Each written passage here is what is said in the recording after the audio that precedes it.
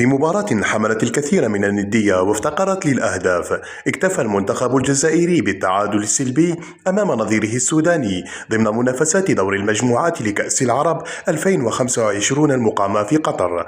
لقاء دخلته كتيبة بوغرة بطموحات كبيرة، لكنه انتهى بطعم مر لدى الجماهير بعد أداء هجومي باهت خاصة في الشوط الثاني. ورغم سيطرة الخضر على أغلب مجريات الشوط الأول، إلى أن نقطة التحول جاءت في دقائقه الأخيرة بعد حصول اللاعب آدم والناس على بطاقة حمراء، ليجد المنتخب الجزائري نفسه يلعب منقوصا ب10 لاعبين طوال الشوط الثاني. هذا النقص العددي غير شكل المباراة تماما وقلب الموازين فوق المستطيل الأخضر. وفي المؤتمر الصحفي بعد المواجهة، فاجأ مدرب المنتخب السوداني كواسي أبيا الجميع بتصريحات إيجابية تجاه المنتخب الجزائري، حيث أكد أن الحظ لعب دورا كبيرا في سيطرة فريقه خلال الشوط الثاني بسبب الطرد، مشيدا بالقوة الدفاعية الكبيرة للجزائريين، ووصف لاعبي الدفاع بالوحوش في كيفية التصدي للهجمات وحماية مرماهم ببسالة.